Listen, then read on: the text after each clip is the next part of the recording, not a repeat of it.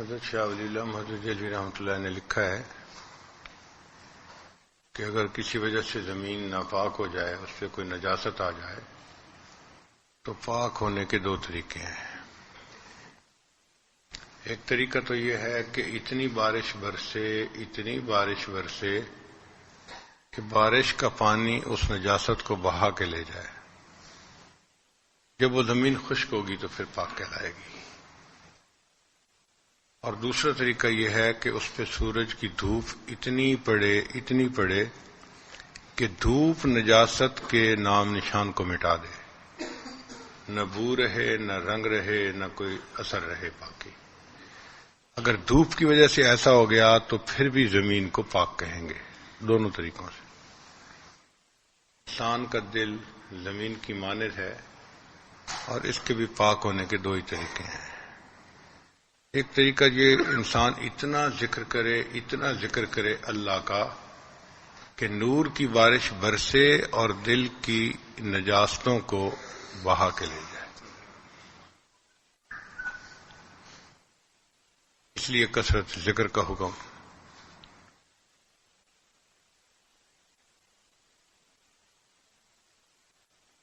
انسان اللہ کو اتنا یاد کرے کہ اللہ کی یاد انسان کے دل کو غیر سے بیگانہ کر دے۔ اس لیے اللہ کا ذکر جو ہے نا، یہ حسن لذات ہی ہے۔ باقی بہت ساری عبادتیں حسن لغیر ہی ہے۔ اب نماز کتنی بڑی عبادت ہے، فرض ہے، اور اعمال میں بہت افضل عمل ہے، لیکن اس کا مقصد بھی اللہ کا ذکر ہے۔ اللہ فرماتے ہیں اقم الصلاۃ لذکری، نماز قائم کر میری یاد کی خاطر۔ تو مقصد اللہ کی یاد ہے، حالانکہ پڑھ نماز رہے ہیں۔ اس لیے جس نماز میں اللہ کی یاد نہ ہو وہ نماز نہیں رہتی، اس کو پھٹے کپڑے کی طرح واپس منہ پہ مار دیا جاتا ہے۔ اللہ فرماتے ہیں مجھے اس کی کوئی حاجت نہیں، تم دنیا کے خیالات میں مگن رہے، لے جاؤ اپنی نماز کو۔ تو بہت سارے دوست کہتے ہیں جی ہم تو دعوت و تبلیغ میں نکلتے ہیں، وہ تو بڑا اہم کام ہے۔ ہم مانتے ہیں بہت اہم کام ہے، نبی علیہ السلام کا منصب تھا وہاں دعوت و تبلیغ کا کام، اور ضرور کرنا چاہیے، ہم اس کے حق میں ہیں، لیکن وہ بھی اس لیے اعلیٰ ہے کہ اس کے ذریعے سے اللہ کی یاد دلوں میں آتی ہے۔ اس کی فضیلت بھی اسی وجہ سے ہے کہ بندے کو ایمان ملنے کا سبب بنتا ہے، اس کے اعمال پہ آنے کا۔ بندہ غفلت سے نکل کے اللہ کی یاد والی زندگی میں آ جاتا ہے، اس لیے اس کی فضیلت ہے۔ تو ذکر کی فضیلت کے لیے طلباء اتنا ہی سمجھ لیں کہ یہ حسن لذات ہی عمل ہے۔ اس لیے جتنا ذکر کریں گے اتنا فائدہ۔ اور انسان کے دل میں ذکر جب جڑ پکڑ جاتا ہے نا، پھر نکلتا نہیں ہے۔ کسی پردہ نشیں کی یاد بھی پردہ نشیں نکلی، دل میں آتی ہے تو یہ یاد نکلتی نہیں۔ کسی پردہ نشیں کی یاد بھی پردہ نشیں نکلی، دل میں ہی رہتی ہے، دل سے باہر۔ جیسے عورت گھر سے نہیں نکلتی، اللہ کی یاد دل سے نہیں نکلتی۔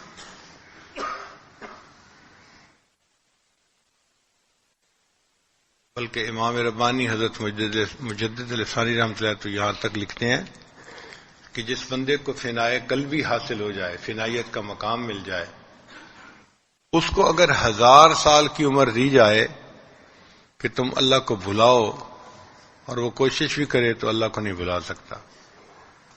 بلانا بھی چاہو بھلا نہیں سکو گے۔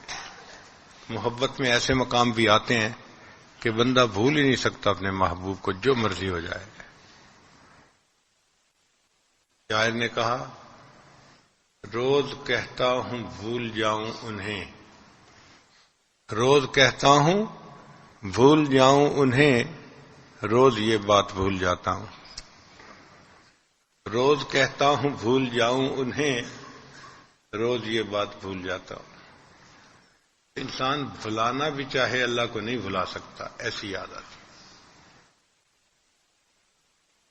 پھر انہوں نے ایک واقعہ لکھا ہے عبداللہ استخری رحمۃ اللہ علیہ کا، فرماتے ہیں کہ ان کے اوپر اللہ تعالیٰ کی فنا کا وقت جو تھا وہ کافی لمبا ہو گیا۔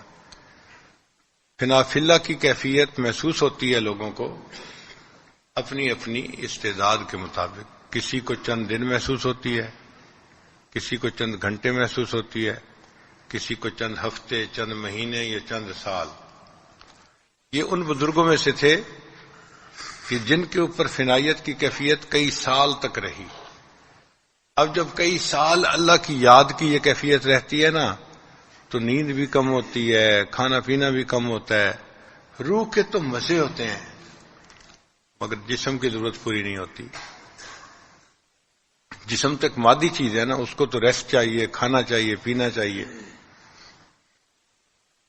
تو جسم جو ہے وہ مجاہدے میں پڑ جاتا ہے، روح کے مزے ہوتے ہیں، اور تھکاوٹ کی وجہ سے انسان کا دل چاہتا ہے کہ میں اپنے بدن کو تھوڑی دیر کے لیے ریسٹ دے دوں، ریسٹ ملتا نہیں۔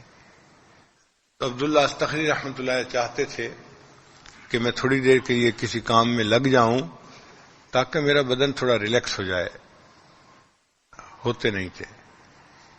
چنانچہ ایک دن وہ شکار کرنے والوں کے ساتھ چلے گئے کہ چلو شکار میں لگ کے میں تھوڑی دیر ریلیکس ہو جاؤں گا۔ سارا دن شکار والوں کے ساتھ پھرتے رہے مگر اللہ کی یاد اسی طرح دل میں رہی۔ تو فرماتے ہیں کہ شام کو جب لوٹے تو جسم اور تھک گیا پہلے سے بھی زیادہ، ریسٹ جو نہیں ملا۔ تو انہوں نے بیٹھ کے دعا مانگی، اللہ اس شخص کے سب گناہوں کو معاف کر دے جو مجھے ایک لمحے کے لیے تو اس سے غافل کر دے۔ اے اللہ اس شخص کے سب گناہوں کو معاف کر دے جو ایک لمحے کے لیے مجھے تو اس سے غافل کر دے۔ اب غافل ہونا چاہتے ہیں، نہیں ہو رہے۔ تو یہ کیفیت ہوتی ہے۔ بعض لوگ ہمارے حضرت مرشد عالم رحمۃ اللہ علیہ کی خانقاہ میں آتے تھے تو ان کو نیند نہیں آتی تھی وہاں، نہ دن میں نہ رات میں۔ ایسی بیداری مل جاتی ہے کہ چونکہ نیند غفلت کی بہن ہے نا، غفلت کی کامل قسم نیند ہے، تو جب غفلت ہی ختم ہو گئی تو نیند بھی کم ہو گئی۔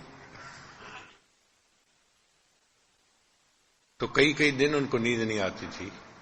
چنانچہ بعض لوگ ایسے بھی تھے جو 2 رکعت نفل پڑھ کے اللہ سے دعا مانگتے تھے کہ اے اللہ مجھے کچھ دیر کے لیے نیند عطا فرما دے تاکہ میرے بدن کو ریلیکسیشن مل جائے۔ اللہ کی یاد دل میں جب آتی ہے تو دل کو بیدار کر دیتی ہے، یہ انسان بیدار قلب بن جاتا ہے۔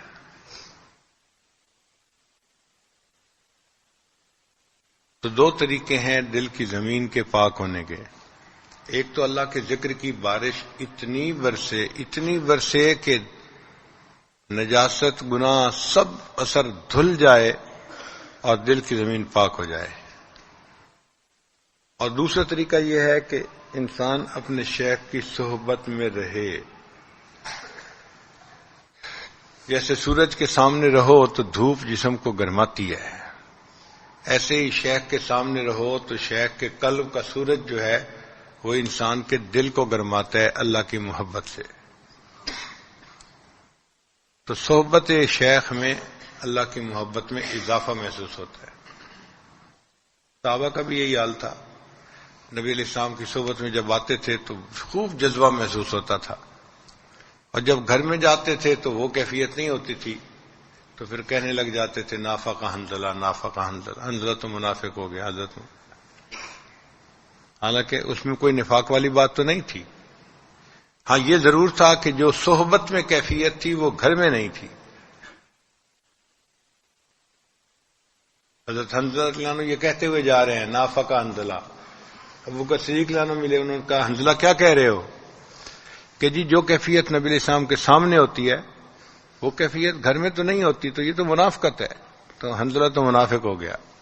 وہ کہنے لگے بھئی میری بھی یہی حال ہے کہ جو صحبت کے اندر اثرات ہوتے ہیں وہ گھر میں تو نہیں ہوتے، چلو پوچھتے ہیں چل کے۔ حضرت حنظلہ اللہ عنہ نبی علیہ السلام کی خدمت میں آئے اور آ کے سوال پوچھا، تو نبی علیہ السلام نے فرمایا حنظلہ اگر تمہاری وہ کیفیت رہے جو ہر وقت میرے سامنے رہتی ہے تو فرشتے تم سے مصافحہ کرنے کے لیے آسمان سے اترے. یہ تو کبھی کبھی ایسی کیفیت ہوتی ہے بندے کے اوپر.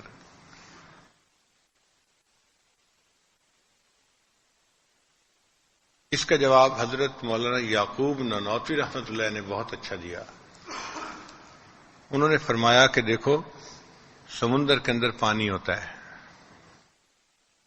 لیکن جب مہینے کی 14ویں تاریخ ہوتی ہے نا تو سمندر کے اندر اونچی لہریں، ہائی ٹائیڈ، پانی اچھل اچھل کے جاتا ہے. انسان ان لہروں کو دیکھ کے حیران ہوتا ہے کہ 15 فٹ لہریں اوپر اچھل رہی ہوتی ہیں. ہائی ٹائیڈ اس کو کہتے ہیں. اور جب پہلی تاریخ ہوتی ہے تو بالکل سورج پرسکون ہوتا ہے، سمندر پرسکون ہوتا ہے، لہریں ہوتی نہیں. تو وہ فرماتے تھے کہ دیکھیں سمندر کا پانی تو اتنا ہی ہے، وہ کم زیادہ نہیں ہوتا. جو پانی ہے وہ وہی ہے. جب چاند سامنے نہیں تو پرسکون ہے، اور جب 14ویں کا چاند سامنے آ گیا تو 15 فٹ اونچی لہریں اٹھ رہی ہیں. تو وہ فرماتے تھے کہ صحابہ کی بھی محبت جو تھی وہ اتنی ہی تھی، لیکن جب وہ نبی اسلام کے سامنے آتے تھے تو یہ 14ویں کا چاند ایسا تھا کہ جو دلوں کی جو ہے نا کیفیت میں سیلاب برپا کر دیتا تھا. تو صحابہ کے دلوں میں نا اللہ کی محبت کی لہریں اٹھ کے آتی تھی. وہ ایک جذبہ محسوس کرتے تھے. گھر جاتے تھے تو وہ کیفیت تو نہیں ہو سکتی تھی چونکہ وہ چاند سامنے نہیں رہتا تھا. تو یہی حال صحبت شیخ کا ہوتا ہے کہ جب ان کے پاس بیٹھتے ہیں تو اللہ کی محبت میں اضافہ محسوس ہوتا ہے. دنیا حقیر نظر آتی ہے اور آخرت کی تیاری کا شوق پیدا ہوتا ہے دل میں. یہ ایک نسبت ہے انعکاسی جس کو کہتے ہیں. یہ ایسے ہی ہے جیسے آگ کے پاس بیٹھو تو گرمی محسوس ہوتی ہے، سردی اتر جاتی ہے.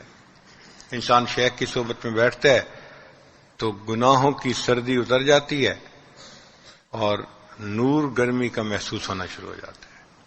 تو دوسرا طریقہ شیخ کی صحبت ہے. تو دو طریقے ہوئے زمین دل کے پاک ہونے کے. ایک ذکر کی اتنی کثرت کرے کہ اللہ کی رحمت کی بارش برسے اور گناہوں کی میل اور نجاست کو مٹا کے دھو کے رکھ دے. یا پھر شیخ کی صحبت میں انسان اتنا رہے کہ ان کی توجہات انسان کے دل کو مقناطیسیت سے بھر دیں اور دل جو ہے پاک ہو جائے. اللہ تعالی ہمارے دلوں کو بھی اپنی محبت سے بھر دے اور دنیا کی محبت کو ہمارے دلوں سے نکال دے اور آخرت کی تیاری کا شوق ہمیں نصیب ہو جائے. وآخر دعوانا ان الحمد للہ رب العالمین.